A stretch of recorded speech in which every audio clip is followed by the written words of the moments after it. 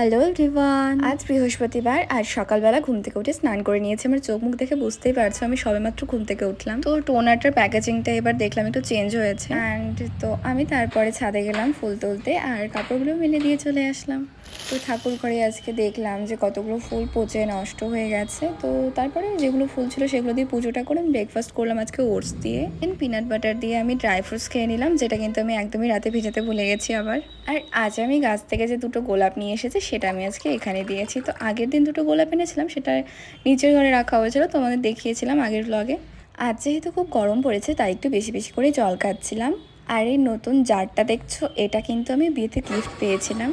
তো তারপরে আমি চলে গেলাম রান্না করতে। আজকে রান্না হচ্ছে মটর ডাল, তার সাথে লাউ ঘন্ট। তো কিছু আম ছিল, ভাবলাম যে একটা আম পেকে গেছে, সেটাকে আমি চাটনি না করে লবণ দিয়ে খেয়ে নিই। তো তারপরে ডিমের ভুজিয়া করেছিলাম, ঢ্যাঁড়স ভাজা, আর এগুলোই ছিল আজকে লাঞ্চে। আর লেবু তো থাকবেই। তারপরে খেয়ে উঠে খিদে পাচ্ছিল, কারণ আজকে আমি ঠিকঠাক মতো ভাত খেতে পারিনি, তাই একটা লোটে চকো পাই আর একটা ডার্ক ফ্যান্টাসি খেলাম। দেন বিকেলবেলা 5:30 নাগাদ ছাদে গিয়ে আমি একটু বসেছিলাম আর সানসেটটা দেখছিলাম, খুব ভালো লাগছিল। তারপরে দেখলাম এই ছোট্ট পাখিটা উড়ে এসেছিল, পাখিটা খুবই কিউট ছিল। আর রোজকার দিনের মতো আজকেও সন্ধ্যাবেলা চা করেছিলাম।